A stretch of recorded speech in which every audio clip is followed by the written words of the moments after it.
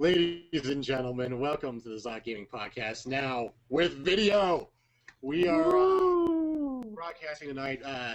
Me and Donovan are in the same room. Josh is in Missouri, as usual. Exiled to the redneck capital of the world. So let's start off tonight's episode with what we start off every episode with, and that's the what have we been playing lately. Let's just start with Donovan. What have you been playing lately? Oh, lordy, lordy, lord. Well, I'd have to say the biggest thing in my book, especially since, I'm just king of the MOBA squad, is we've actually been playing... Can I be the prince of the MOBA squad? Yeah, you can definitely join if you want. We have open slots. It is not a problem. I want to be the Jafar. That's a terrible job. No, the Sultan. I mean, at least be the right. Sultan. Yes. Yeah. But no, we've been playing a little bit of Smite lately. And for those of you who don't know what Smite is, it's like a third-person MOBA game. So it's like League of Legends or Dota, but from over the shoulder, like a real video game. So... all you Gears of War honestly, fans I somewhat might know compare it about to WoW. I mean, with the angle that it's at, like, it's not like RPG or anything, and it handles a lot different. But it's, I don't know. It kind of reminds me of like sometimes like the arenas, like in WoW a little bit. Yeah, I could see that, like the battlegrounds. Yeah, it sort of kind of reminds me of that. I don't know. It's a lot more fast paced though. Yeah, that's fair. And it's not just a gear check. Also true. Also true. See, I like it because I feel like most people who try to get into MOBAs, if they're not used to PC gaming, like that isometric top-down view is just nonsense. It is because what it is, it's super. I mean, it's reminiscent of its roots. MOBAs all started with Dota, really, as a custom map for Warcraft 3, and Warcraft 3 is well known as an RTS game. So whenever people see that, they're like, "Oh, RTS! This is an RTS game. That's what it plays like." And a lot of people are like, "I love RTS games, but I'm really bad at them." And nobody likes to play them. And MOBAs are they control like an RTS game, but they don't play anything like it. Like an RTS game. Yeah, that's true. Smite's kind of like the natural evolution of it, because it does the same thing differently. And it's a friendly way to approach it too. Like the other things I like about it, I'm sure you can agree because you've played things like League and Dota too, is one of the big things that's really difficult to pick up is last hitting. Like yes. Concept is ridiculous. Yeah, I'm really I try and do it, but I'm really bad at it when it comes to League at least. Yeah, it's really just, I mean, unless you've played a game like it before, the actual learning curve of the game is enormous. Yeah, it's huge, absolutely huge. Because it doesn't play like you expect. It does play like an RTS. Like in an RTS, you don't just, you start off with your little command center and your 4 or 5 workers. You don't just send those to your enemy's base and start immediately attacking. You got to build up your army. And a MOBA does kind of play like that. You're not always aggressive all the time. You're aggressive in a way that works with the flow of the game. Yeah, but yet it is sort of, but it is like a 5-on-5 PvP game. So people are like, oh, five-player arenas in World of Warcraft. You get out of the gate and you're just go, kill, kill, kill. It doesn't work like that in MOBA. So it is like a hybrid between Warcraft PvP and RTS style. It's really good. Yeah, but see what's cool is since they're doing the whole like over-the-shoulder view and all that, right? Auto attacks, like ranged auto attacks and everything, right, are skill shots. Every spell is a skill shot. And also, if you're just in experience range, if you're not like actually last hitting the units, you'll still get gold when they die, as long as you're in experience. Gold sharing, that's interesting. Mm-hmm. You don't get as much gold as if you were to last hit them. Like there is a bonus if you last hit, but it really de-emphasizes it. It's more about positioning. It's more about figuring out when to be aggressive. And since it's all skill shots, it comes down to how well you can actually play most of the time, too. It's really easy to get yourself killed by misusing your abilities. Oh, yeah. Oh, yeah. That's just true. MOBAs. Yeah, I mean... I do like that de-emphasis on last hitting, because that is probably the one thing in MOBAs that is like the barrier to entry. Oh, wait, I'm supposed to just sit around and just not hit these minions and only hit them when they're it's close to death? Yeah, I'm not supposed to go attack the guy and hit buttons. Ooh. Yeah, I mean, to us, me and you, Donovan, because we've played MOBAs for ages, we're like, yeah, that's just what you do, duh. But if you think about it from like a completely inexperienced point of view, you're like, that doesn't make any sense at all. That's really stupid. Yeah, well, you don't really see things like that anywhere on console gaming if you think about it. I No, mean, no, things that are, it's like a bygone era. It's shit that's stupid and difficult for the sake of being stupid and difficult. yep, that's a that's a pretty good way of putting it. That's like 3 generations ago in video games. But yeah, it's just really nice because I mean, most of the time, I mean, it's not even a learning curve. I always say it's a learning brick wall. Like either you're gonna get it or you're just gonna run fucking face first and kill yourself, and it's just done. Finito, fair. game over. Go straight to towers. That's what you need to do. But like Dota is really, really friendly. Like two things that I don't necessarily like is somebody who understands how the game works and the concept of like a tank and a bruiser, things like that.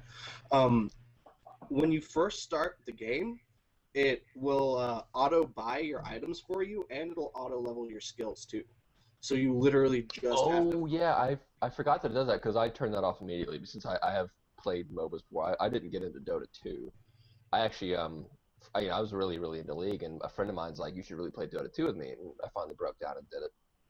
And I was sitting there just staring at the item shop, just like, why are there so many item shops? I don't understand. No, I understood the secret item shop because I'd played Dota 1. Like I knew what it was. I didn't. That's a bit. I knew what it was. That's it. I was just like staring at these items, and like, what do I buy? I'm so confused. They're all and so he's shiny. and yeah, he's like, what do I buy? And then I just realized the items aren't as important just because your skills are important. They like League has ability power, so your magic spells scale off of an item that doesn't exist in Dota. Your magic spells scale off of simply you gaining levels. So items aren't quite as important. They're not quite the focus. Yeah, they are on some characters, but not on everybody. Yeah, not necessarily on everybody. I think that's why there's more supports in Dota too. But I mean, that's another reason why I like Dota's Smite. a whole different thing. Like not trying to knock high res or anything like that, because I really like the studio. I think Tribes is sick. I haven't actually played Global Agenda, but it's way more like League than another MOBA. Like I'm trying to think of the best way to put it. Every champion has one passive and then 4 spells.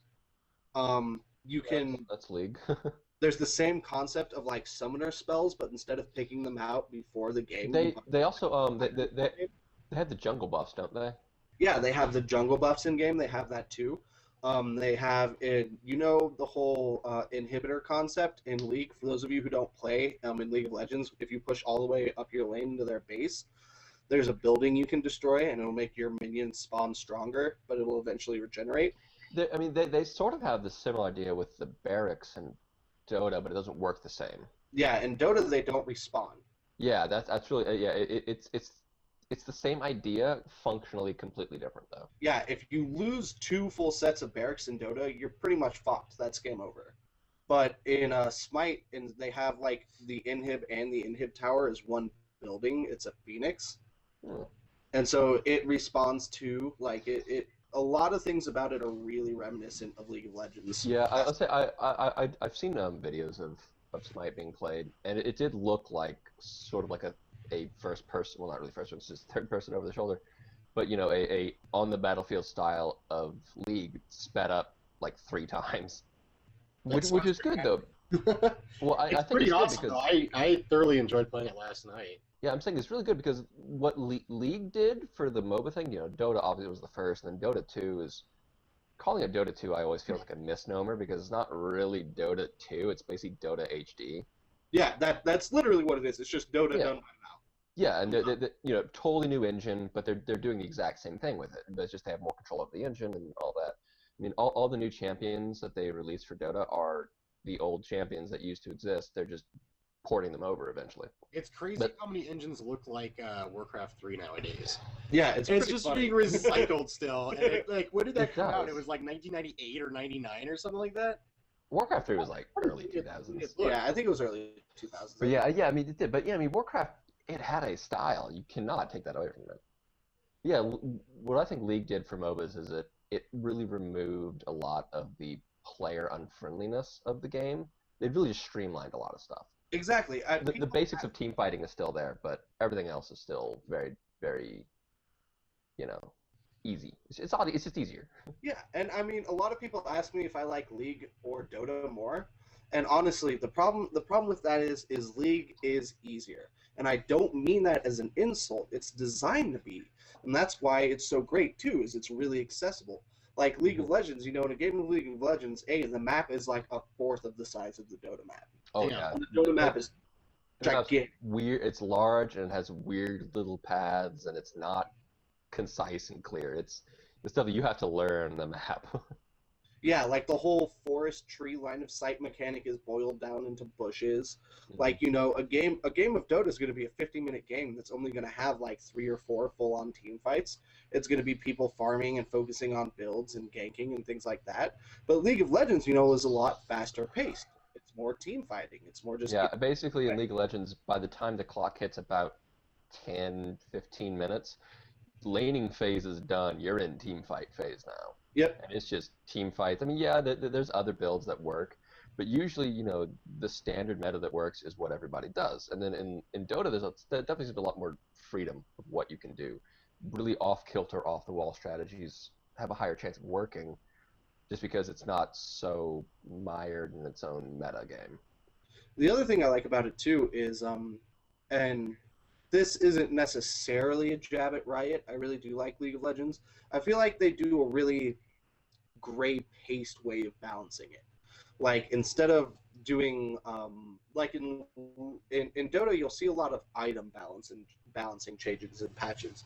You won't necessarily see big hero stat changes, but in League, like, the heroes are just so classed, like they outclass each other so hard. You know, there's very much, well, why are you playing this guy? This guy's better. Oh yeah, there's the whole concept spawned an entire website dedicated to League of Legends counter picks. So if you're playing ranked and you see, oh, I'm going top lane, and the enemy top laner picked this champion, I go to, you know, counterpick.com, and the easiest champ to beat this champ with is this one, so I will pick this champion and win. But it's not necessarily like that in Dota so much, you know what I mean? I mean, it's not like that in League because player skill really does involve. It's like if they're playing a champion that they've played 1,000 times, you're playing a champion you've played 10 times, just because it's a counter pick. Yeah, you're not necessarily... You have to work harder, but it doesn't mean he's not going to stomp your ass because you just aren't as familiar. Yeah, Dota's way different in that regard. There's no just complete stomps. Yeah, I mean, you know, you're not going to see top lane jungle, mid, duo lane. You're going to see like 2 duo lanes and a mid. Oh, yeah. Or like a duo lane, 2 solo lanes, and then a jungler. Or 3 solo lanes and 2 roamers.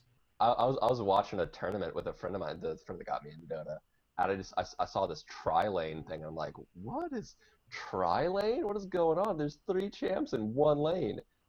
And oh no, there's 6 champions now because there's 3 one side and 3 the other. Why is there 6? What is and I had to ask him, what is the point of the tri-lane? He had to actually describe, oh, because, you know, protecting the carry, etc., etc. But there's a legitimate strategy, but that's so bizarre coming from a League of Legends background. Yeah, like that shit doesn't fly in League, just period. Nope. No, it doesn't. It really doesn't. And I do, you know, I'm a big League fan, personally, just because I play it more. That's what I got used to. But it definitely is a game that's kind of strangled by its own metagame. You know, you have top lane solo, mid lane solo, bottom lane duo lane, jungler. And yeah, you can shift some of those lanes around, but they're going to be the same lanes everywhere. And even then, like, I remember playing Season 1 League of Legends, and I remember back when you could actually roam in League, like you can in Dota, when you could pick like Alistar or Taric or Eve, and you wouldn't have to lane them. You could just roam and gank and soak experience that way, just like in Dota. And then they're like, no, we're lowering EXP gangs, we're lowering gold, we're taking care of all of that. I mean, Riot really tries to great pace balance it, and I think that's part of the reason why I like Smite, is there's not really so much of that in there. Well, also it helps that, you know, Smite's new, so it's really untamed territory. Whatever weird... Yeah, it's in beta. It's still in beta, yeah. What I like about it is the competitive scene. It's really cool like that. They're pulling a lot of competitive players from other MOBAs just because it's such new territory, but it's still like, I mean, it's pretty much like blank for blank League of Legends most of the time. in a pretty serious way. You know, this is going to sound really stupid, and I understand that, but my problem with Smite is it's never going to be a good spectator game. It's a little confusing. I can admit it's definitely a little confusing. However, they actually have a replay client, and I've actually used it. And all things considered, the replay client's actually pretty decent. Like, I haven't seen any tournament casts. I've only seen live streams and like the replays I've done. But I mean, we'll see where it's getting. It's getting pretty close to launch, and honestly, the polishing they're doing is really good. The game looks pretty breathtaking in all Yeah, seriousness. well, what I mean by being a bad spectator game, it's really what any sort of it's not a first person game, you know, that your camera, you know, your character's right here, the camera follows you like right there. It's pretty close. It's really hard just to broadcast that kind of look. 'Cause I used to be really big into TF2, and I've tried to watch pro TF2 teams, and not only does it get really boring at high level gameplay, but it's hard to broadcast a first person shooter game because they rarely have they don't have like a camera just sitting over the top of all the action. But see, to that's record the everything. thing. Call of Duty has that.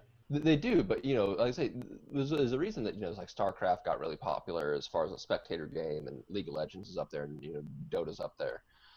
You can see the spectator can see everything that's going on pretty clearly.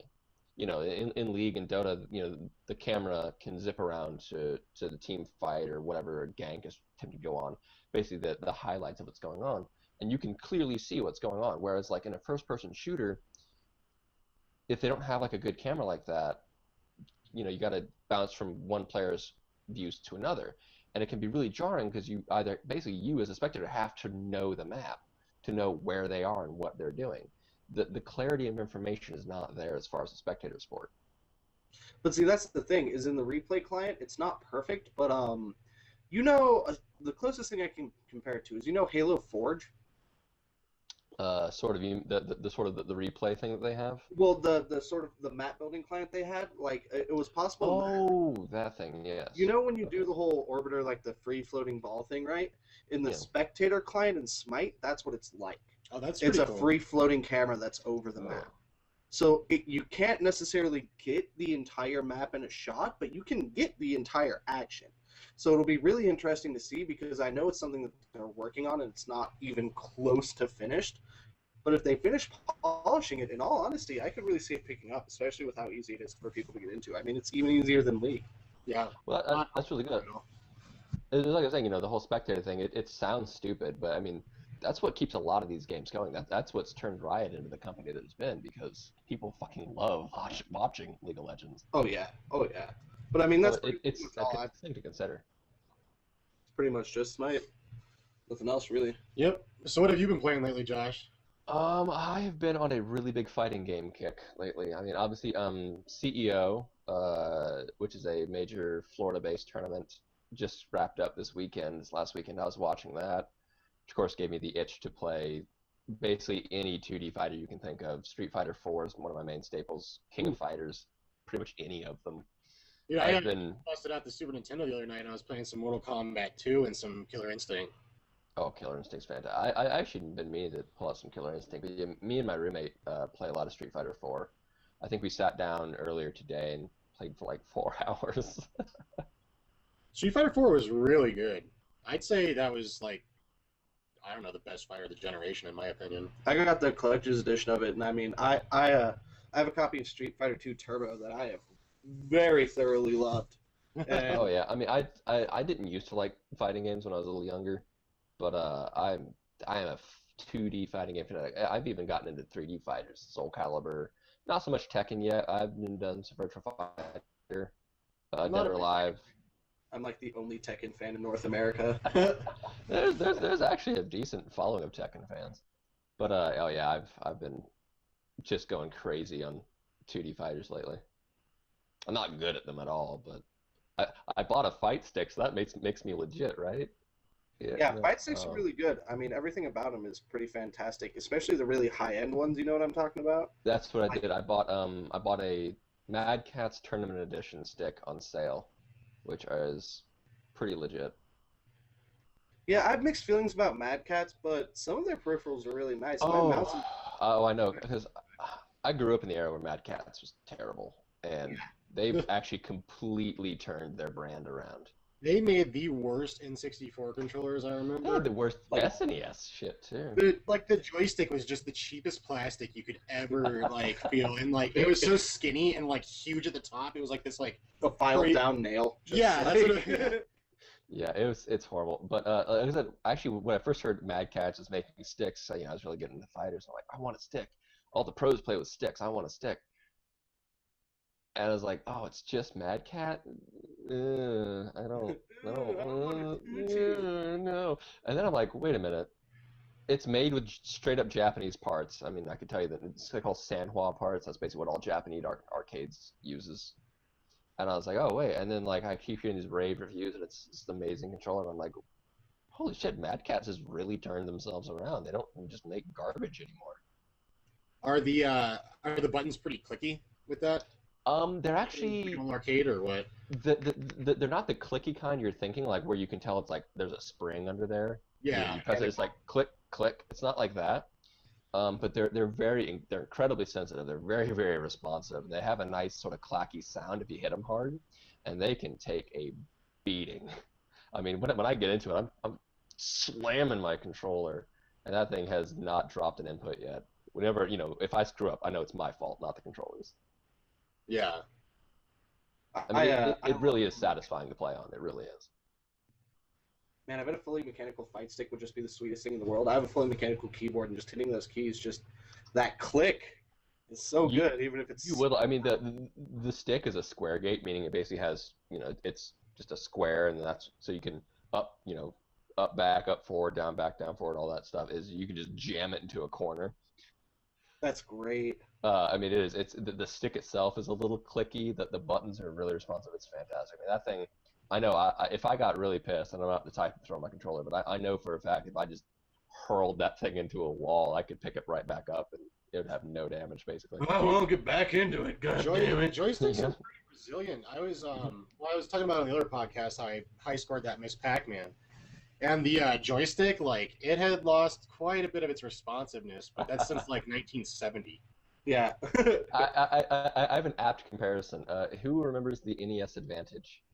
Oh yeah, the one with the two giant buttons, right? Yeah, the two giant buttons and the stick. Remember how heavy that thing was? Yeah, and dude, that thing was awesome though, because you could switch between one and two player on the fly. Oh, I remember. You remember how that thing was? I think had solid construction. You could, you're sitting there playing with your friend, and if it pissed you off, you could think to yourself, I could bludgeon my friend to death with this thing and keep playing. Well, and you know what was worse though is the NES Advantage was sweet, but the NES Max. Oh no! But I'm saying the NES that's what the Mad Catz stick is like. It's solid. Nice, dude. Yeah, the NES Max, that would have been a really good controller had it not had that stupid D-pad. Oh, the D-pad with the slidey circle. Yeah, I have one in my house. It's so bad though. I still have one too. Those D-pads make me just want to strangle people, just till the air just comes out of their body. But with this one, you still had to press it down though. So it was this little circle that's slid around, but you had to press it down. It was a very good workout for your thumb. If you want to market it that way. It's supposed to make it easier, but it basically makes it the hardest. It might be good for a fighting game. Do you have a flabby, out of shape thumb? Do you have a flabby, out of shape thumb? Get the NES Max. It will probably break before you do. Yeah. Wait a minute, that's not a good marketing slogan. That D-pad is horrendous. Well, and did you ever use the Super Nintendo version of the NES Advantage? No, actually, never did see that one. I never saw one in person, but I always saw pictures. Did they even exist? I wasn't even aware that existed. Yeah, I've seen it on eBay a couple times, and it's quite expensive. Ooh, well, they have to be. I mean, I never even heard about it. So that must have been pretty limited production. Did they have the same slow-mo button where it just mashed pause? Yeah, I'm pretty sure it did. Turbo switch. I loved that thing. I did love about those old fight pads we had for the Super Nintendo. Oh yes, I had two of those, mostly because they had turbo. But yeah, they were. I still have fighting games. Those things were amazing. I was using mine the other night when I was playing some Super Nintendo games. Those things are straight amazing. The reason they're fight pads, you have your regular SNES controller, it's a little longer, and what it does is it takes the shoulder buttons and puts them in a row. So you have, you know, like Y, X, L, A, B, R.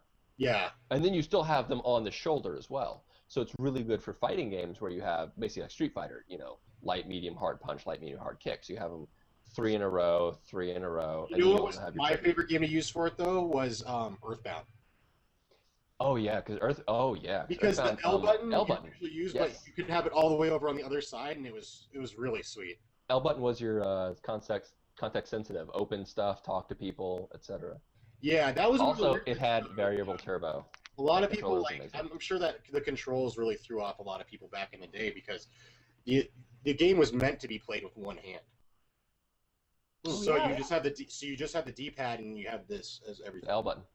L button was literally basically everything, unless you wanted to open your. And then the A button would open the menu. Why? It was Nintendo and it's Earthbound. Crazy bastard. Earthbound is a game. Like, I don't want to sound like a callous individual, but like, is like one-handed gamers like that niche of a market? To like, I don't know. It just seems kind of weird. Really, the thing I think was just Earthbound is fucking weird. It is pretty weird. So you know, it's weird in a good way. At least to me, it's weird in a good way. But that game is just fucking weird. In my world, my video games need to have abortions included all the time. Otherwise, it's not a classic. Like, you know, Earthbound in a nutshell. Does it have just like a hook and just going back and forth, and you see a a lady's vagina, and you gotta time it? It's a clothes hanger. Oh God. Oh, that's how you, and you don't pray 9 times. That's not how you beat. I'm pretty sure that's the end of Earthbound. Just take the clothes hanger out of your inventory. Yeah. And just go to fucking work. I'm pretty sure in on it, you open up a garbage can and you find the clothes hanger item, and if you use it on the last boss, it does 999 damage. So you know it's clean. Oscar's private collection. Oh man. Oh my We have God. just defiled a classic. I love it. That is defiled's a gentle word.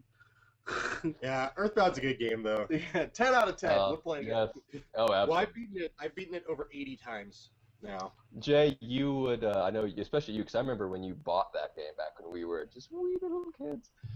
The first time I ever beat that game, like ever properly beat the game, was 3 years ago. I'd never beaten it before that. Well, you know, one of the hardest things about Earthbound is, when you go into Nightmare. Forest side. Forest side never is the hard part for me. For me, it's always when you hit the 8th dungeon and you become Earthbound and you go into like the Ness's mind or whatever. Oh, the like Magic Hand. That's what it's called. And like, really? I don't know. My problem was when you're in Dark Forest side.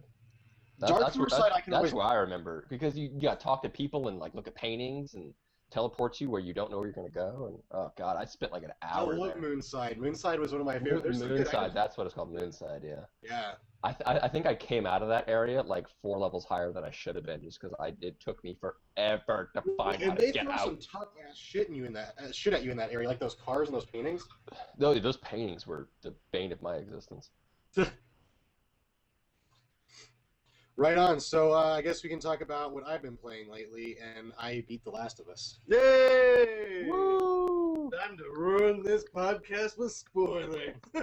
Unfortunately, neither of you guys have, so I can't really talk too much about it. I'm close. It's just too heavy, man.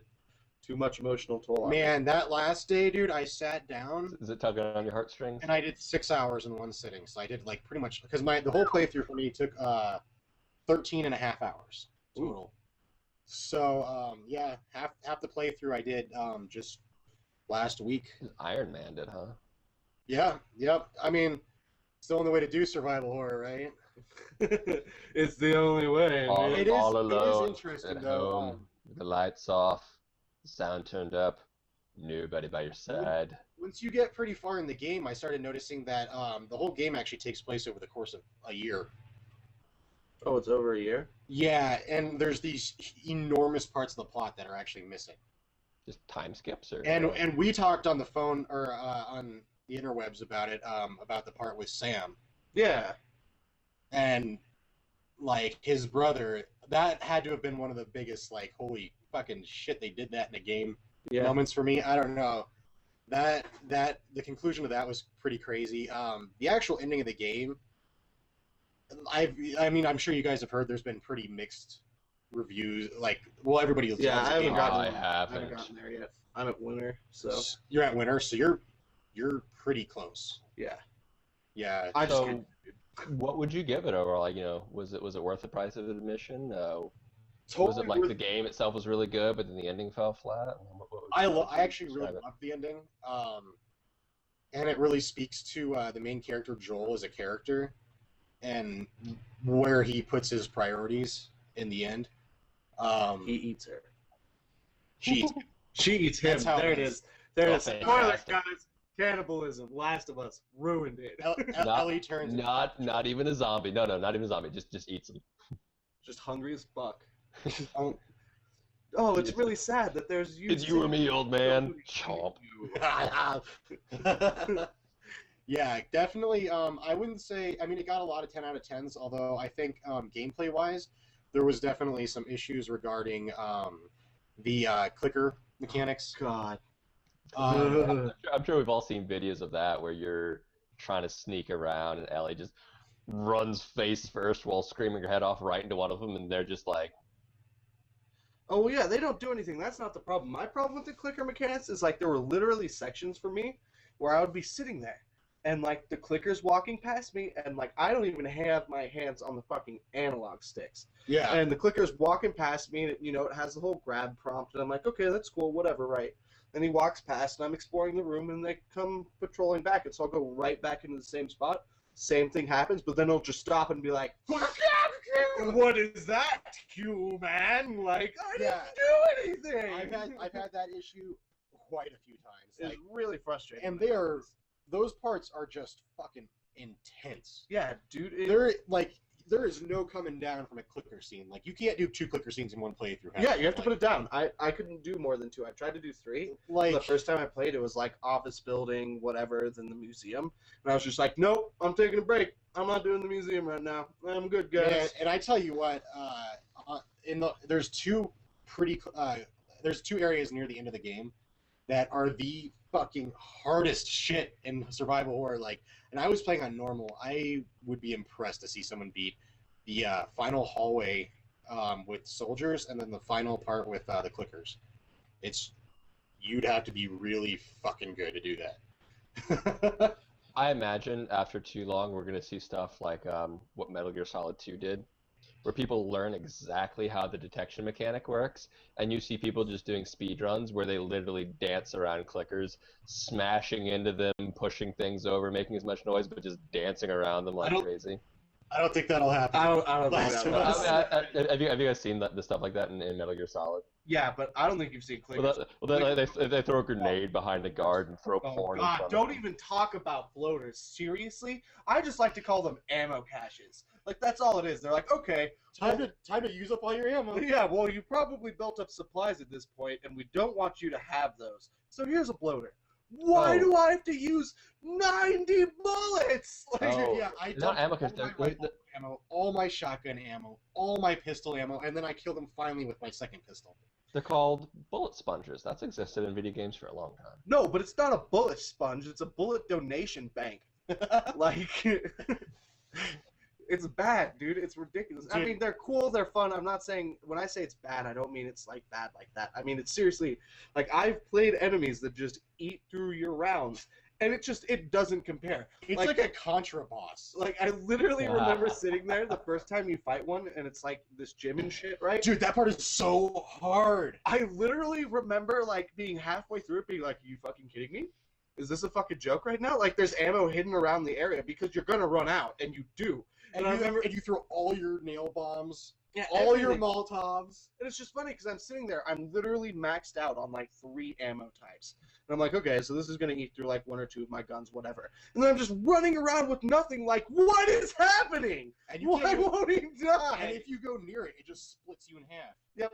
You're fucking done. You can't go near that fucking Game You over. can't even knife it to death? Nope, and it's ranged. Well, yeah, and you can't knife it because even the shivs won't work on it. Yep. And you know what sucks? That final clicker hallway I was telling you about? 2 of them. Oh, good. See, I found the way I handle bloaters in that game is to run. Yep. That's the only way you can do it. Yep, it's the best thing. Except for that gym, you have to fight. Actually, you know what? I like that about survival horror. A lot of survival horror games, you walk into a room, you see enemies, you're like, I'm going to kill all of these enemies, and that seems normal. Definitely strayed away from that in Last of Us. It is true survival.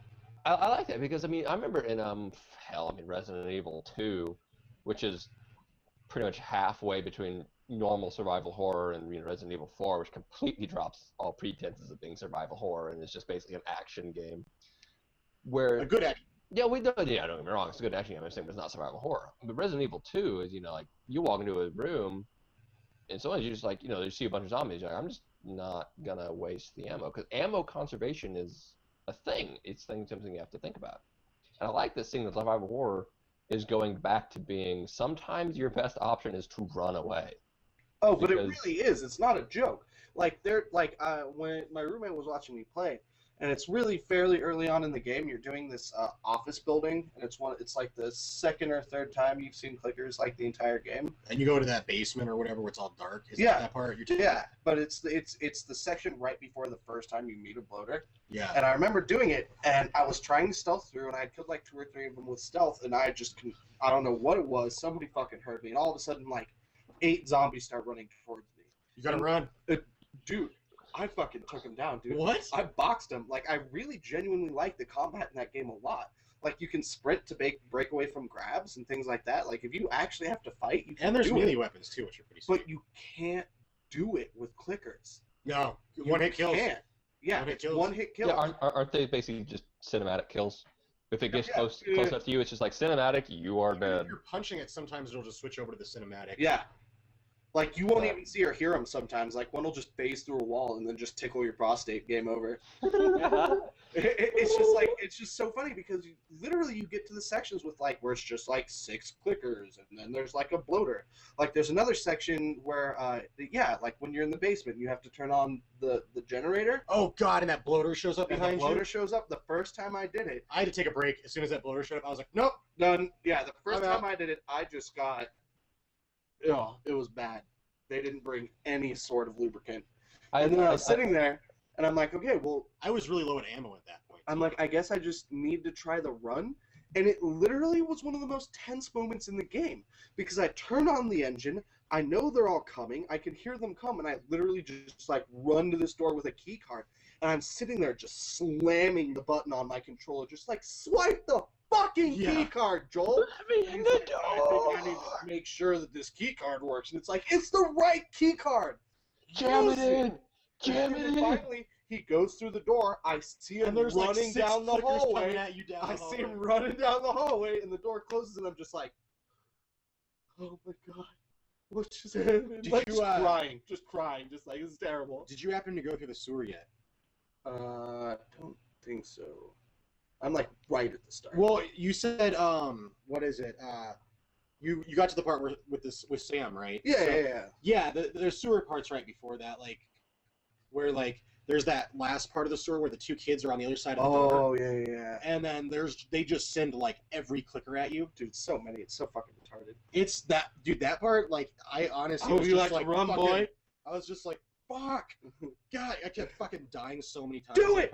Fuck it. Ah! It was a half hour of just fucking getting furious at The Last of Us. It's a great game, but there are times in it where it's just...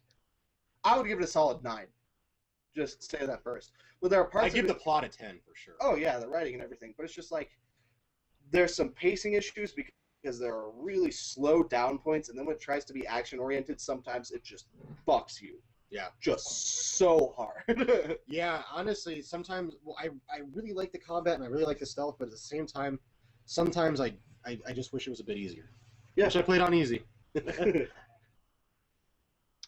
Well, it's really nice to see actual survival horror make a comeback outside of just niche indie games like Amnesia and Slender Man and that type of thing. Pages was okay. Slender Man's good, but well, I'm just using it as an example that I've actually taken the survival horror. The big thing about survival horror is your enemy needs to be more dangerous than you are. Otherwise, it's just an action game, and you're just going to go around clubbing zombies in the head. Dude, and I'm so good at Resident Evil 4, I'm not scared of anything. I can, concert, because what I just do is I just fucking knife him in the face, finishing move. Knife him in the face, finishing move. pop him in the face, Well, finishing. actually, the funny thing about Resident Evil 4, it doesn't matter if that's what you do. The more ammo you use, the more ammo drops you get. The game is not trying to be survival horror. It was an action game. So if you see a zombie or the villagers, whatever they were, Just and you unload on them, you will be finding ammo drops in every single barrel. I was always a fan of the mercenary mode, though. Oh, mercenary. Yeah, oh yeah. Yeah. That's good. But I'm just saying, I like seeing actual survival horror make a comeback because ever since Resident Evil became like the de facto survival horror, it wasn't really survival horror. It was survival action. The horror was pretty much gone. Well, you played Resident Evil 6, didn't you? How was that? Okay. I don't entirely agree with that face. Because the first time you play through Resident Evil 4 is great. The 3 other times they make you do it is fucking horseshit. But the first time's great. New Game Plus was fun on Resident Evil 4. But see, okay, the thing about Resident Evil 6 is, they redid the combat system and the inventory system, and I actually really like it. Like, technically speaking... I wasn't the biggest fan of what they did with 5, how it was like... Yeah, they scrapped the whole project. It's really good, but the problem is Resident Evil 6 pretty much went full out fucking action. Pretty much. And there's not like there's anything wrong with that, but my main problems with it is it was way cutscene, or not cutscene. Quick time eventy. So many quick time. Oh, ugh. I didn't even like seeing those in 4. was just playing the new Tomb Raider recently, and she said that's what the entire game is. Just oh yeah, it is. Basically, you sliding down, a waterfall or falling down something, you have to react to not getting impaled on a spike. Yeah, That's and like I mean, a good half the game. It really bummed me out because a lot of the action sequences in Resident Evil 6 were pretty good, all things considered. Like, gameplay-wise, the gunfights were frantic. You can finally fucking move and shoot. Genius. Oh, yeah, that's a staple of Resident Evil bullshit you have to deal with. Come on. I know, but like I said, it was an action game. It wasn't trying to be a horror game. It really wasn't. But see, that's the thing, is like the gunplay and the action was like really good for the first time in the series, and then they just fucked it with nonstop quick time. It seems like with how bad it went, there's going to be some big changes to Resident Evil if they even continue with the But see, IP. that's the thing. Not only that, but when you beat it the first time, that's how you unlock the other campaigns. So if you wanted to go through and see, because it's one story from 4 perspectives. If you wanted to go through and see all of them, or say you just wanted to play Chris and didn't want to play Leon, until they patched it because they got so much negative press about it, you had to go through them one by one. Oof. And that's when I played it. And do they overlap? And I take it that oh the yeah, overlap a lot. but see, that's the thing, is normally it's cool like when oh look, I'm running through this hallway that I saw when I was entering this room. It's cool when that happens. There's a boss fight where you're in like a town square and you're fighting one of those Gigante motherfuckers, the giant assholes, right? Cave troll. You literally just switch perspective from the people. Like, there's nothing different about it because they're with you the first time you do it. Like, it's the exact same fight. For the record, it's like a fucking 10-15 minute fight too. Fuck that. And it's literally exactly the same. It's one of those things that makes sense from a storyline perspective, but it just is boring as shit. Just terrible. Well, just terrible game. That's the time when they should have had you do it the first time, and then the next times have it as a 1 minute long quick time event. Yeah, something like that. But I mean, that's what I mean, is they didn't. It's kind of funny though, thinking about games like that compared to The Last of Us, and it's even funnier when you brought up Slender Man, because they made the full-fledged game. They did the 8 pages, and I don't know if you played the full version, the actual game, like they released on Steam. No, I played like the old, like the beta or whatever it was, where you're basically just walking around in a forest with a flashlight and then you get murdered brutally. Okay, well, slight spoilers here for like a $10 indie game, so if anyone gets mad, I thoroughly apologize. Or you can also eat a dick. Yeah, the last section of the 8 pages, you actually find your friend, because it's it's the knockoff of the Marble Hornet story where you go searching for your friend. Yeah, you actually find them. Here's the problem: your friend is an enemy that one hit kills you, is like twice as fast as you, randomly spawns, and literally has no warning noises at all. So you can't win. That game has shit combat anyway. I mean, you can't really fight very well in that game either way. And so it's kind of funny. Well, you run. No, you just hope not to find the thing that's going to kill you, basically. because you'll be like, oh, sweet, I'm about to pick up the last thing, and then all of a sudden you're pinned to the ground with somebody ripping out your chest. And you're just like, oh my god, this is absolutely ridiculous. And it's just so funny because there are times where I felt like that with the clickers. Not quite as bad, but just sometimes you'll just be like, okay, going through the store, whoa! Yeah, it's one of the things, it's so bullshit that it kills you. It's not even scary that it killed you. It's just like, you know, it just happens. Bullshit. And I mean, I just sigh and keep playing. I like survival horror, and I like the concept of dying frequently, but the line between being difficult and being arbitrarily frustrating is really thin. That actually is true of every single game ever. The line between difficult and bullshit is very, very thin and very hard to judge. If it's on NES, it's probably bullshit. Yep. Most things on NES is bullshit because I mean those came from arcades where they just want you to keep putting in corners, suck down your pockets. And you know there's other things like Ninja Gaiden 1, the remake on the Xbox. I thought that game had a good level of difficulty when you play it on normal. Yeah, because it punishes you for button mashing. You have to actually learn the game. And there's some tricks you can learn that really make it not very difficult at all. But I think that's a good example of it's not really bullshit. And I know I've brought this up before, and I'm going to bring it up again because this is my favorite game ever made. God Hand does it perfectly because it has a variable difficulty based on how well you play. It really rides that line between this is really hard, but it's my fault I'm fucking up, I need to get better, and this is total bullshit, fuck this game. It rides that line perfectly. You know, I actually laughed. I was watching, I don't know if you're familiar with Zero Punctuation and Yahtzee, his game reviews or anything. I am. I was watching one of them the other day, and he actually mentioned how good God Hand was in the sense that you just got to come up with your own combos, and it didn't suck. Oh, yeah. It was actually like substance with form. It wasn't just pointless nonsense. It was actually good. That was one of the games he came up with his term Spectacle Fighter, which I think actually, or Spectacle Brawler, Spectacle Fighter, which I think really fits it well. I mean, it's one of those games where half of the reason you're doing what you're doing, just beating people up, and the way you beat them up is to look really, really cool. Yep. You punch them in the face 30 times, and you kick them in the air. Then as they're falling down, you kick them in the nuts, and you roundhouse kick them in the head, and off they go to the horizon, and they become a little star. Team Rocket. It's a Capcom game, isn't it? It was produced by Capcom. It's Clover Studios. Yeah, it's Clover.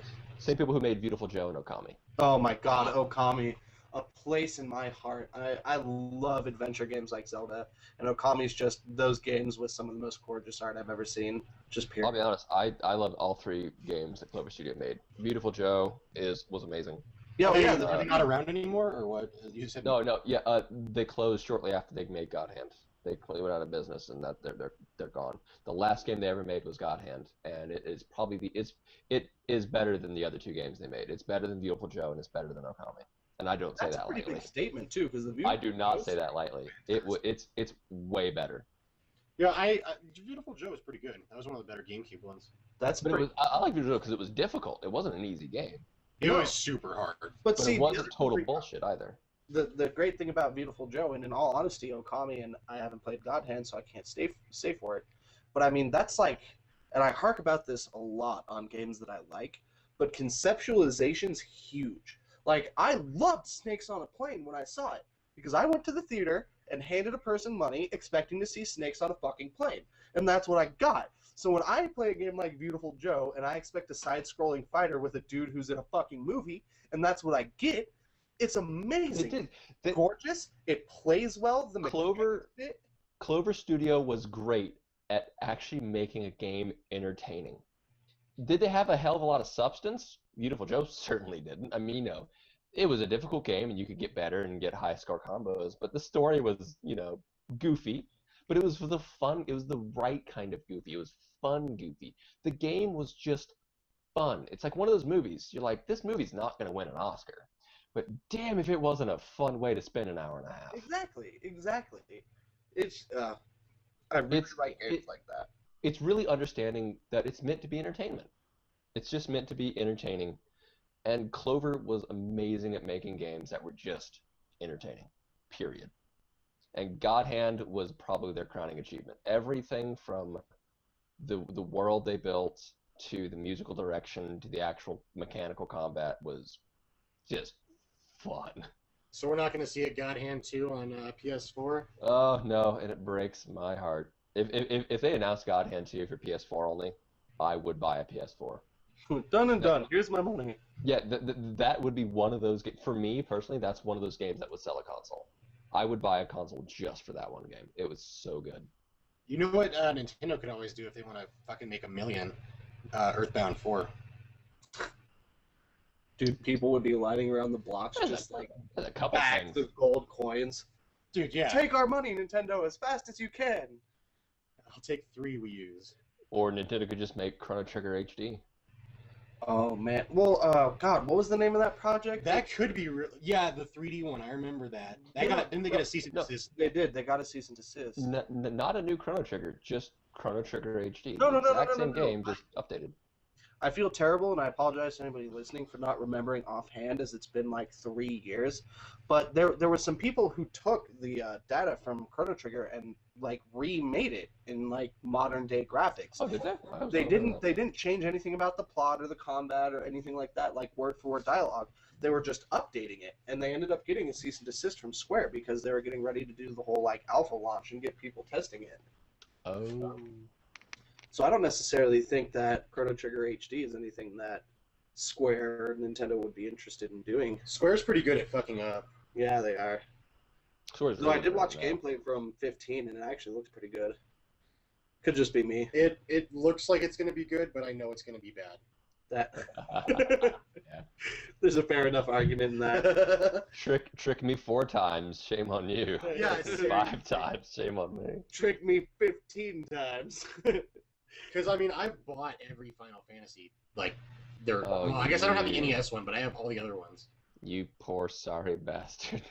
And, like, my hope for the series just gets more and more destroyed ever since 10. See, 10 would be great if they just iced Titus and pumped a little bit of personality into Yuna. You know, as cool as wet blankets are for a lead female character, you know, I always, you know, we need more Leia. Am I wrong? Like, Yeah, I kind of hate to be racist about it, but that's what Japanese like. I mean, it's a Japanese company. I mean, that's why Final Fantasy 12, they What if got they rid just of got rid of Balthier. all the characters and only had Riku? No. I would. No. I'll say I mean, I would- okay, I would be involved, but I don't think I'd play it. Gross. You're gross. That's No, I mean, nastiness. perfect example to me is Final Fantasy 12. They iced Balthier as the main character, made him a side character, and created Vaughn because Vaughn is a effeminate, weak-willed, pathetic piece of shit. So basically, your average gamer can relate to him. That's what Square was thinking. We need to make somebody pathetic. We can't make a actual likable, strong-willed character. No, that can't sell a game. We're Japanese. We need him to be gender androgynous and pathetic. Yeah, I really don't want to say that that's a thing, but that is a thing. They iced Balthier as the main character. He was supposed to be the main character, and they're like, nope, won't sell to Japanese audiences. We gotta get those otakus. Yeah, we gotta nail him in the bag there. Well, actually, the funny thing is, you mentioned that is basically it. They wanted to make Vaughn so pathetic, he was a character insert. You could project yourself onto him. That's exactly what Chrono is from Chrono Trigger, and that's exactly what Gordon Freeman is from Half-Life, to name an American studio. Yeah. And Link from Legend of Zelda. They literally have no character. They have no character at all. They have no speaking lines. Link has absolutely no character. No, all 3 of those characters. Although, Link, have any of us played Skyward Sword? Because I think they did try and give him like a bit more of a character in it, but no. Has any of those characters ever had a speaking line? Chrono never speaks. Gordon Freeman never speaks. No, that's not true. Gordon Freeman speaks. He just speaks with a And crowbar. what? a crowbar to the face. Yeah. Yeah, but he never actually speaks. He is supposed to be a cardboard cutout for you to insert yourself into him. You are Gordon Freeman. You are Gordon Freeman. You're Gordon Freeman. Whoever is playing the game is Gordon Freeman. He's not a character. He's simply your conduit into that world. And it's not necessarily a bad thing to do in terms of writing a main character, because it lets people basically create a self-insert. So it makes people a little more involved in what they're doing because they think, oh, this is neat. This is what I'm doing. But by not giving them a character, I mean, it also just is really lazy. And look at Mass Effect actually did it well. You are Commander Shepard. I always played Fem Shep. Well, yeah, but you are Commander Shepard, but at the same time, Shepard has his own personality. Whether you go Renegade or Paragon, and I'd it's say pretty two-dimensional, but a lot of Nintendo main IPs and characters are very one-dimensional characters. One-dimensionals, I think, even being generous. Yeah, I mean, there's not really a whole lot to Mario. Dude, what about Donkey Kong? Bananas is a fantastic motivation. Yeah, well, I mean, especially the Donkey Kong Country maybe. series, they definitely developed Donkey Kong considerably more than most other Nintendo IPs. Well, they've given backstory and story to Donkey Kong. Maybe he's not necessarily involved, but other characters in the Donkey Kong series talk about Donkey Kong and the things that he's done. That's not what you, the player, did. It's basically, Mario has no character, but I mean, he's the knight in shining armor. He always does the right thing, and he's always there to protect. But Luigi. Luigi actually has characterization. Yeah, I'm a huge Luigi fan. He's Luigi's my favorite. Especially in Luigi is better than Mario. the Luigi's Mansion or whatever. Oh man, the Luigi really Mansion gives games Luigi are amazing. Quite a bit of character. So good, like the whistling when he's all nervous. Oh man, Now he hums. Yeah, he hums along a little bit. Oh, so yeah, I mean, the whole point I'm making is, those type of characters have been around for ages, and they're never going to go away. But it's almost like they can't decide if they actually want to make a character that's just has literally no characterization, and it's just supposed to be, you the player, or if they just want to make a character a total wimp. You know what was good though is the way they do it with the Fallout games, how they allow you to be good or bad, and they actually give you the option. I always thought that was really cool in terms of how your character develops. It allows your character to be you, but it also gives you the option of the Fallout games are a little different though, because you basically just presented with scenarios that you can do whatever you want with. Nothing really changes the world that much. I mean, but that is the problem with creating a game that has... Well, Megaton. Yeah, I don't necessarily agree with that. I've played through Fallout 3 a few times, and my girlfriend's playing through Fallout 3 for her first time, and I've never played a straight evil character before, and she is.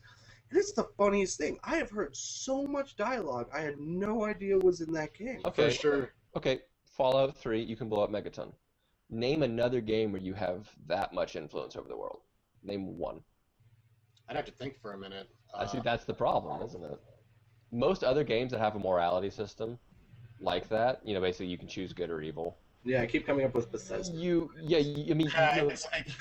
No, the thing is, you complete the task they give you, either being good or evil. You give the homeless guy money, or you just murder him in cold blood, because apparently there's no middle ground.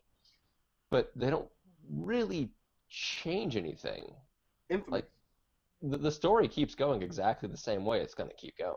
The evil bad guys chasing you aren't going to stop chasing you, or game you do a little bit in? You're not going to stop looking for your dad. Yeah, you do. Because in Chrono Trigger you can plant that forest. Mm-hmm. The whole spoilers, but that's how you get Lucas, Final Gun, and all that jazz, and actually, totally worth doing too. But actually, I would say Chrono Trigger is good, but the biggest thing you can do with Chrono Trigger, you can get rid of Chrono. Yeah, well, also the biggest thing about Chrono Trigger is part of the reason why the story is so varied is you can pretty much end the game whenever you want. Yeah. I mean, the game has 9 endings. Yeah, I think that's the problem with most games is they'll really open up towards the middle and get all sprawled out and huge and things like that, but they always just bottleneck at the end because it's the same ending. Yeah, because that's exactly what I'm saying is the problem. The developers who make the game want to tell their story. And they give you the illusion of choice, but your choice doesn't really matter. You're going to eventually end up in this exact same place. Yeah, some way or another you'll get there. Like Fable. Jefferson Memorial. Yep, Jefferson Memorial. The original Fable is a good example. As much as they have to have, you can do anything you want. The world expands and grows with you. Obviously didn't. I played the most evil character I possibly could. Just evil. Satan horns, cloud of flies, everything. And my friend, who's playing along the exact same way beside me, he played Jesus. He was absolute good. Everything he did was just... And when we got to the end of the game, we were so pissed off that literally the game gives you a binary choice. Do you want the good ending or the bad ending? And then when I say bad, I don't mean like the bad ending. I mean like the evil ending. That sounds like he chose the evil ending just as a fuck you to the game, and I chose the good ending. I was Satan for the whole game, and I chose the good ending, and he was Jesus and just chose the evil ending because it was like, you know what, fuck you. Really obscure game where your choices actually affect what happened pretty thoroughly. Catherine. Haven't played it, but really? That game's a dating sim with Qbert. Okay, have you played it? I played some of it actually. Okay, because I can handedly say yes, it's a dating sim, and B, it's the hardest fucking puzzle game I've ever played. Like, I'm pretty sure I would rather slam my fingers in many, many doors than try to beat the last level of Catherine again. The reason Catherine works is because it does kind of have that visual novel dating sim sort of thing. It's like one of those choose your own adventure books. But see, that is the problem with games. That is the problem with using video games as a media when you give the player control. Because if you want to let the player do whatever they want and change the world and make their own decisions and just they can fuck everything up or they can put everything back together, you have to write a storyline for every single possible action. And most players who pick up a game are going to play through it once, be either good or bad, and generally just kind of stick to one or the other. And then that's it. A lot of them just aren't going to pick it up again. So you're going to be writing 4 or 5 times more stuff that nobody's going to see. But the super fans are. The super fans are, but you got to realize that is a smaller lump sum than your average consumer. Yeah. And I just thought of a couple other games where you can change the world too. SimCity. Meaningfully change the world? Sim games don't fucking count. Okay, yeah, DRM City is shit and you know it. I don't mean SimCity 2013. I mean any SimCity. They don't count because Nintendo. There's no storyline to SimCity. You build it's a city builder simulation. Well, what about a game like The Sims where you can create your own storyline? Again, there's no set storyline. You literally just do whatever you want. It's a complete open world. Yeah. I'm talking about games that have a story. But see, that's part of the reason I liked Catherine is Catherine had 6 or 9 endings. But one of the things I really liked about it is the way the game broke down, right? Is every day you would have the shit that happens during the day, right? And then you would go to the bar at night, and then everything you did in the bar would affect shit that would happen during the day. Because every night is when it would have the puzzle platforming sections that are ridiculous, rip your fingernails off hard. But it'd be one of those things where, depending on what drinks you bought and when you left the bar and how you responded to text messages or even if you opened them. Yeah. It would literally change almost the entire scene the next day depending on what would happen. That's and cool. So even though you would only get, one of, a set number of endings, it felt really, you felt impactful. Yeah. That is, but that's because of the nature of Catherine. A lot of people who like it, especially Americans, don't want to admit it basically was a visual novel. It was a dating sim. It was a visual novel with a really, really fantastic puzzle game in it. And actually, visual novels I think have been, obviously most people think they're just porn games. You do the dating sim, you fuck the chick you want. They've kind of have grown past that, and they are better. I mean, they're getting better. It's like video games themselves. They're growing up as a medium. I actually did think of a game, however, that does it not necessarily very well because it falls in the exact same pitfalls that I've been railing against. It's Dragon Age Origins, the first one, Dragon Age. Because regardless of if you're good or evil, they give you the reason you're doing what you're doing works either way because it's self-preservation, the overall story, right? So even if you're the most evil asshole you can possibly be, you still want to keep yourself alive, so you keep doing what you're doing to save your life. And even if you're good, you're going to keep doing what you're doing to save the world. And then it's really just how you go about doing it. And really, I mean, the problem is your choices don't matter. You're going to end up doing what you're doing. But I like how they frame that in that sense of giving you the illusion of choice by making the end goal the same either way. Well, it works, but you don't actually have choice, though. But it works, and it doesn't make you feel cheated. What about Heavy Rain? Have you ever played Heavy Rain? I know some about it, but I don't know it. But again, that game played a lot like a visual. No, the entire game is an active time event. It is. The whole game's an active time event. But you're playing from like one of 6 different perspectives throughout the entire game, and it's all like a Zodiac killer style murder mystery, right? Like it's a suspense game. It literally is. But like you can kill off characters on accident tons of different places while you're playing. And like depending on where characters die or if they do or if they don't, like it'll completely change the story for the next person you're going to play as. Like That's pretty cool. It's crazy. Like there's only a couple of endings in Heavy Rain, but just the breadth of the game is huge. There's just so much you can change depending on how you want to play it. And it actually made me laugh because the first time I played it through with my roommate, we did like perfectly. We did great. We were at like the last 5 minutes of the game, and he just fucked up and killed everybody. So like the end of our game was just like the most tragic, sad thing in the world because everyone was dead, and that was that. No more, no less. Benito, game over. But I mean, I don't know. I think you can do it in games. I just don't think you can do it perfectly. Well, that's true. I mean, we also got to realize, games have existed as a medium since the 80s. Yeah, it's still really. I mean, there's a whole argument whether or not games can be you could say 75 would probably be about where. Yeah, I mean, your first games that kind of played like Space Invader and Asteroids, sure, Pac-Man. 75, yeah.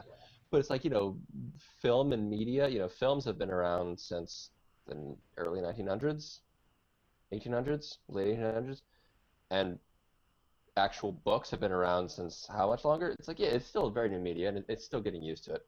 I'm just saying. One of the things that really does bug me in games is they give you the illusion of choice. The actual end result doesn't change. Yeah, it's pretty bad when it happens like that too, because you're like, oh man, look at all these decisions I made. It's part of the reason.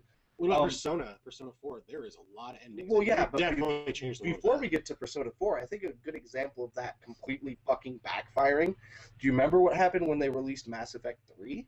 Oh, yeah. Oh, yeah. Do you remember the shit that hit the fan there? You told us that the shit we did in Mass Effect 1 would change the ending. Like, oh my god, dude. People need to be careful about their promises and the scope of their goals because it's a hard thing to accomplish. You don't want to bite off more than you can chew. It's still funny to me that Peter Molyneux has existed for a long time, and nobody in the gaming industry has learned a goddamn thing from him. That dude is the master of empty promises.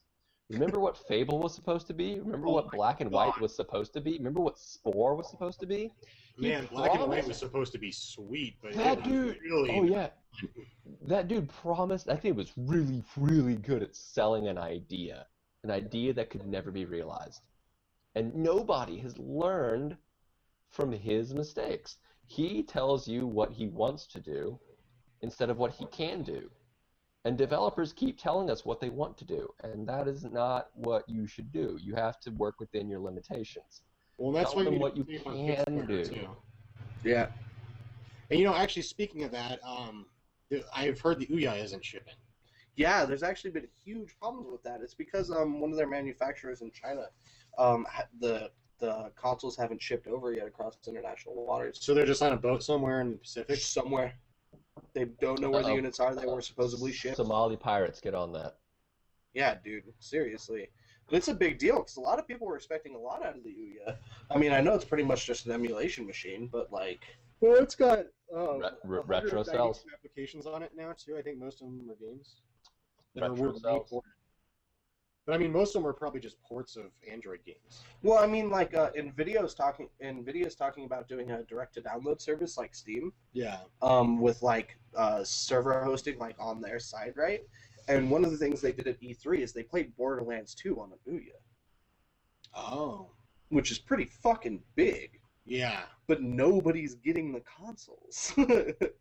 Whoopsie. Like a handful of people got them. The people who were there at the tail end of the Kickstarter and the people that pre-ordered off the website aren't getting them because they're not shipping through. Yeah, I was honestly thinking about pre-ordering one, but after I heard it wasn't shipping, I kind of bailed. Yeah, and they said that they don't really know what they can do about it either. People are just kind of fucked for now. That's the risk you take with Kickstarter. Yeah, I guess, dude. Yeah. Well, do you guys remember the Human 2 debacle last year? Oh my god, Cheetah Man. People were getting so pissed off about that because like, and it was just because they were saying like, "Hey, do you want to buy Cheetah Man 2 for $60?" And everybody on the internet's just like, "Oh, fuck that guy! That's I'm not gonna do that. I'm gonna rant about it on YouTube's." Yeah. And I'm it's making like, very dude, angry forum post. here's what it should have been: is it should have just been, if you want the game, fucking buy it. If you don't buy the game, chill the fuck out. Yeah. There's sometimes where you have to Vote see with your dollars. you have to, you see things like that, and you think of the scene from Jay and Silent Bob Strike Back, where in the movies, "Oh, you motherfuckers on the internet, we's gonna find each one of you." Like, fuck you up. like, it's a double-edged sword because publishers shouldn't be like, I do not enjoy DayZ. I understand the strong points of it, but DayZ was a game that I was really let down about, where I heard huge promises that weren't necessarily met. But on the same note, I probably don't need to hate the game as much as I do. I probably don't need to have such strict standards of what it needs to be.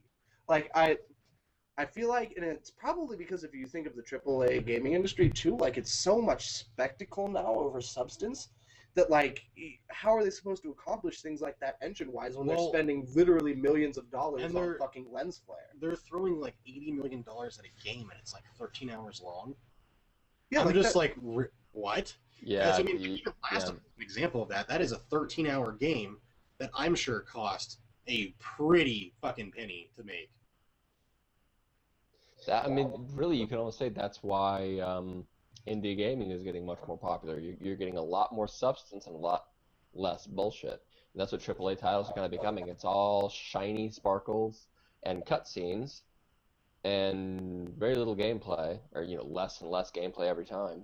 And even the gameplay you have is really handled. Do you guys remember the day when you had skippable tutorials? yeah. How long ago was that?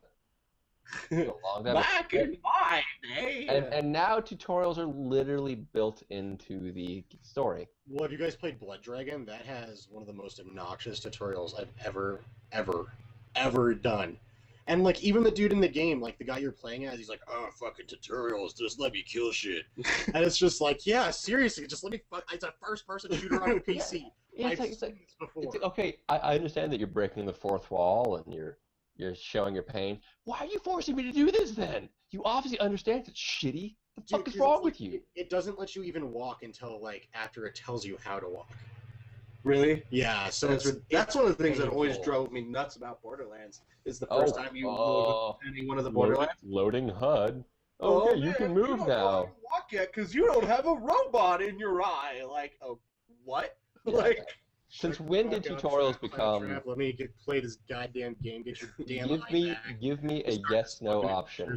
Have you played this game before? Yes. Get me to the action. Fuck your stupid shit. Yeah, I don't care. I can hit buttons. This isn't EverQuest 1. It's pretty self-explanatory. Yeah, I have played a first-person shooter before. Yes, I know the controls are not different. I know you fuckers can't do anything different because you're all basically working for the same company. You sick, everybody. TFGH for your movement keys. Oh God, really? Why? That doesn't make any sense. As somebody who like regularly plays games on keyboard, why the fuck would you do that? My brain is so filled with fuck right now. I can't even like get it across. Fuck you, Jay, for even saying that. Yeah, fuck you. Come on now. That's rude. Fuck you. Inappropriate. It's bad, dude.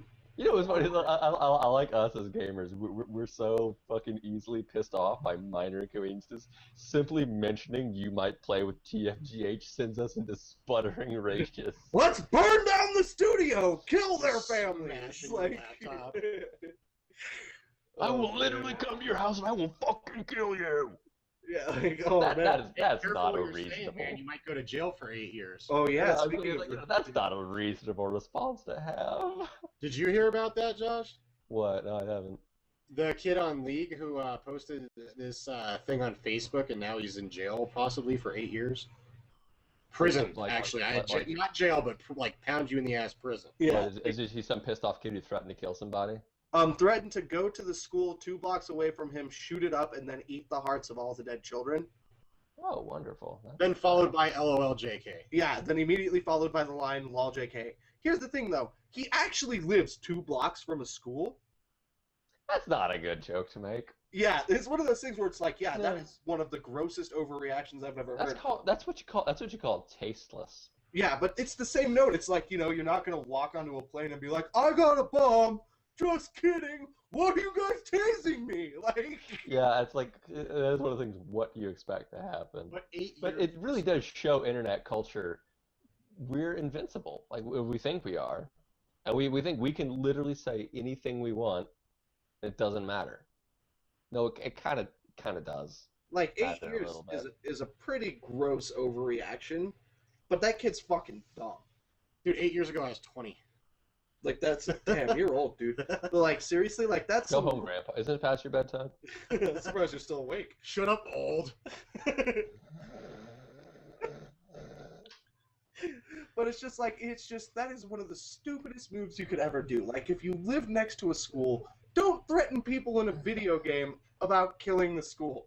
Or on Facebook. It's just, yeah, and then posting it on Facebook is just fucking asking for trouble. It is, but at the same time, I mean, I think it's kind of a blatant disregard of the First Amendment almost. I mean, Facebook is a forum that's pretty open that you should be able to say whatever you want on. I mean, people might see it and think it's fucked up, but I think on the internet, I mean, I don't know. I mean, well, that's the thing. He could say whatever he wants. That doesn't mean there's not repercussions.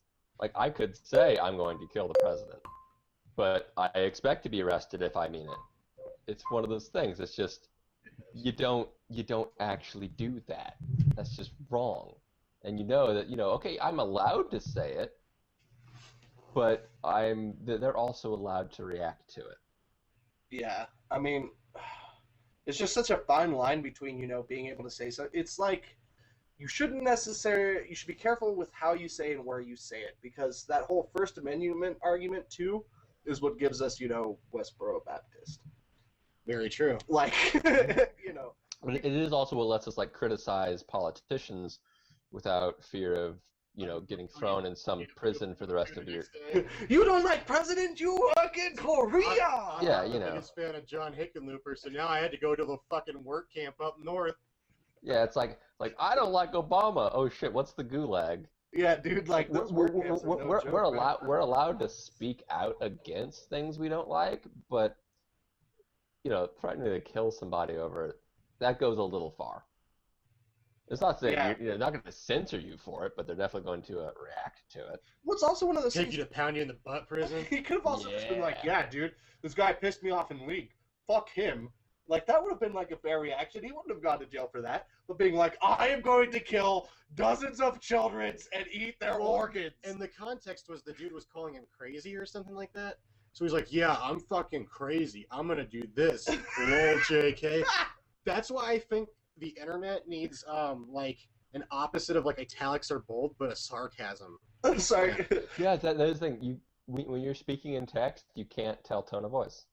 Yeah, it's impossible to really convey sarcasm on the internet, which is a huge problem when it comes to emailing.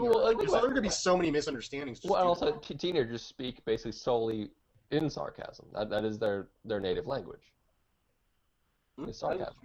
And it's I think it's also just a big problem with the whole gaming era, because now, I mean, it's not even uncommon for a game to just be multiplayer. You know what I mean? Yeah, and you get really, really angry.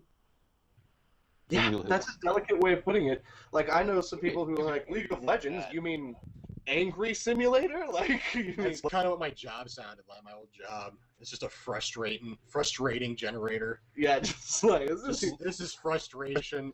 League of Legends, a.k.a. how to lose friends. Yeah, that is a pretty perfect way to describe it.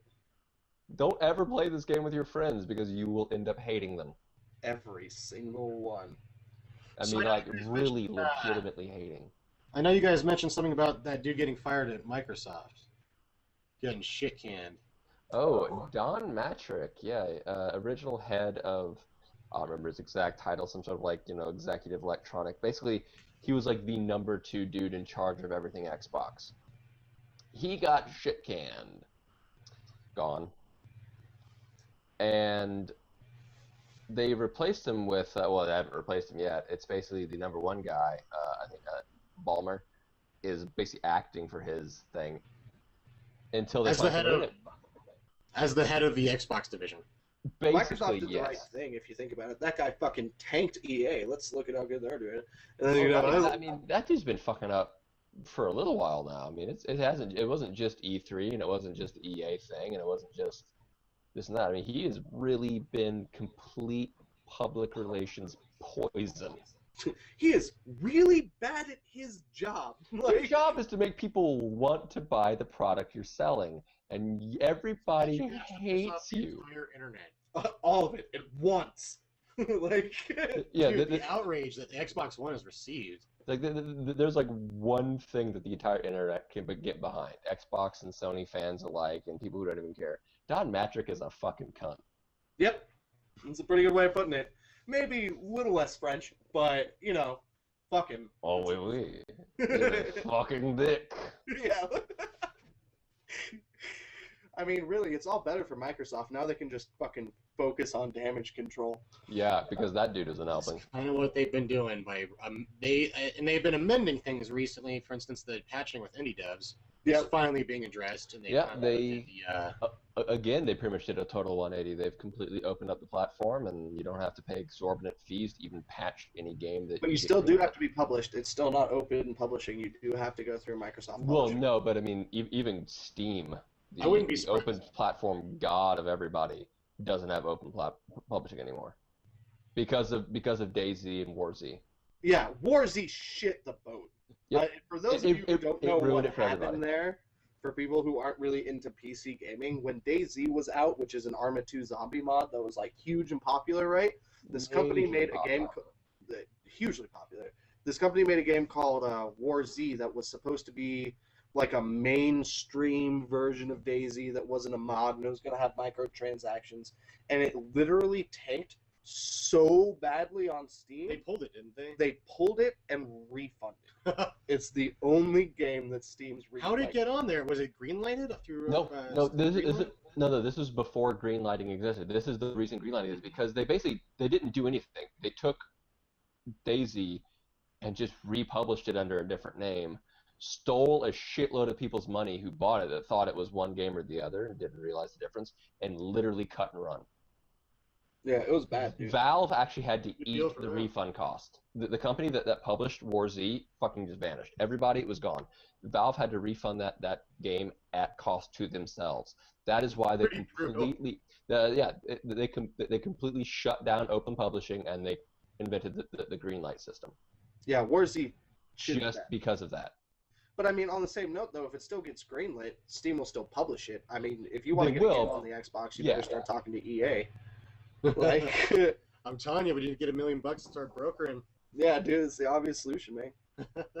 Yeah, I mean, but Xbox is actually doing a hell of a lot. Microsoft has really been listening to people, which surprises me because obviously that has not been their MO in the past. They actually are listening. You know, the whole total 180 on the Xbox One DRM. Which I don't. With this generation too, it's like the first time, and it seems like the Japanese are listening to their customers as well. Because I mean, traditionally, Sony has been a pretty iron wall when it comes to communication. But I mean, that's kind of the way. I feel like that's not necessarily just Japanese. I mean, yeah, Japan's been really tight-fisted with Sony and Nintendo, but America's been pretty fucking tight-fisted with Xbox too. That's true. It is true. I mean, every company. Xbox games cater to the Asian market. 0. On the Xbox it doesn't come with guns and tits and lens flare. Fuck it, like.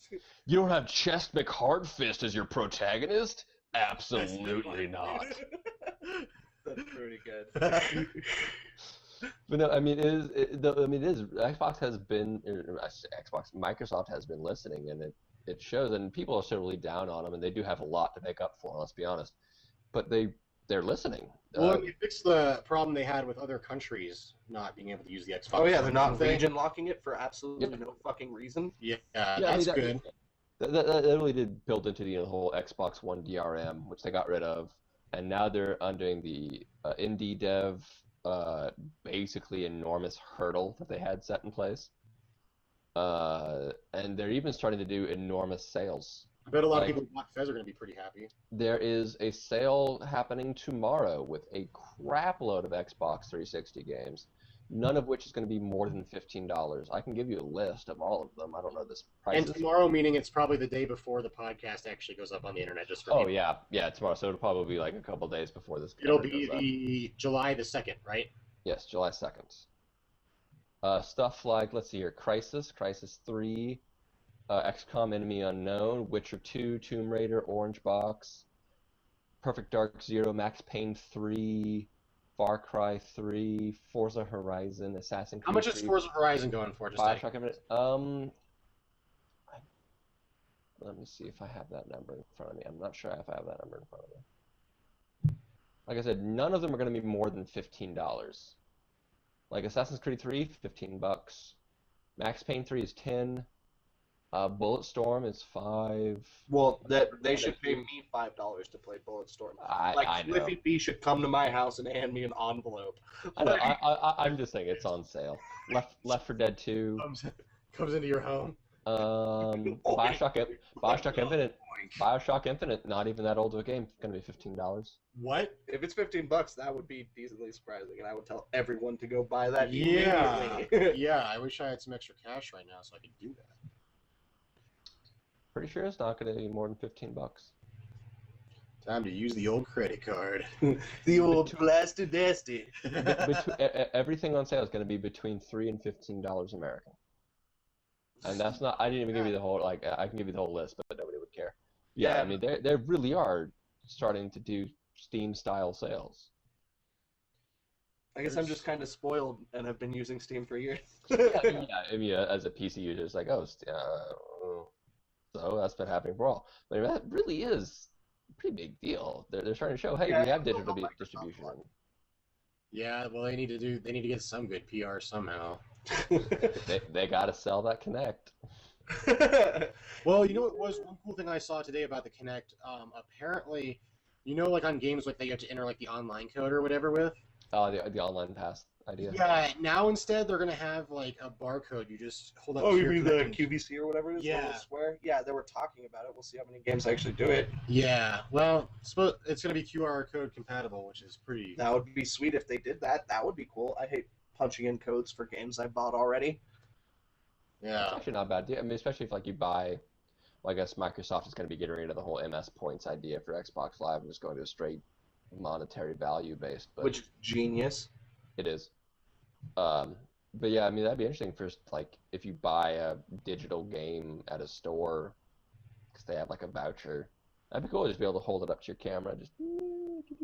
Yeah, it'd be like a little credit card size thing or something like that. Yeah, And the interesting thing that's about cool. that is like anywhere could carry games. That would be cool. It's like 7-Eleven has as many games as Walmart. Well, have you Yeah, been to 7-Eleven recently? Like, it's because the digital market's so huge, you'd be surprised. You can get Steam cards at 7-Eleven. You can get Riot points too, can't you? Yeah. Oh Yeah. yeah. Oh yeah. Probs. It's pretty wild.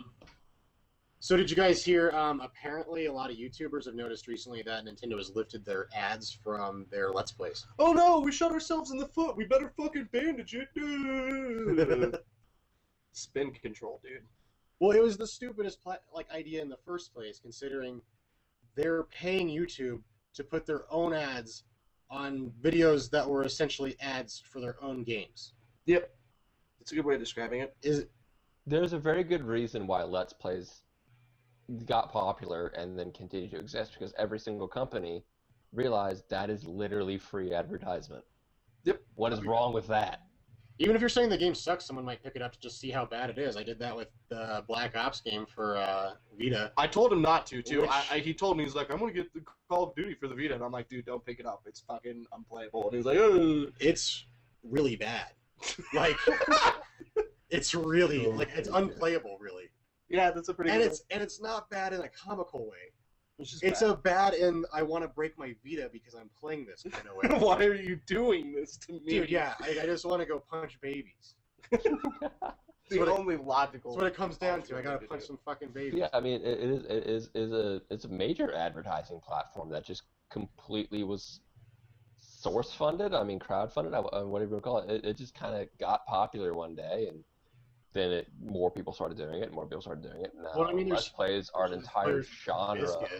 Oh yeah, dude. Who probably are making like TV's no joke. because I mean basically if you want to do a quick formula of how much a YouTube video makes, it's you take the number of views, divide it by 1,000 and multiply by 3, and that is essentially the code or the way you can figure out how much someone is actually making off YouTube. Is that a dollar amount or is that in cents? That'll make you the dollar amount, yeah. So, for instance, my primary YouTube account has 50,000 plays. If I had monetized since 2007 for some reason, you couldn't do it back then, but if I had, I would have made $150. Which 50,000 isn't. I mean, but if you're like one of those YouTubers that does get like, millions of hits each video, 100,000 hits every video, like, you know, you're gonna like Jenna Marbles, Angry Video Game Nerd, Epic Mealtime. Those dudes are seeing like 250,000 plus. I mean, if you use that formula on Gangnam Style by Psy, Oh yeah, over the a dude billion. made 1.4 mil in ad revenue off of that one video.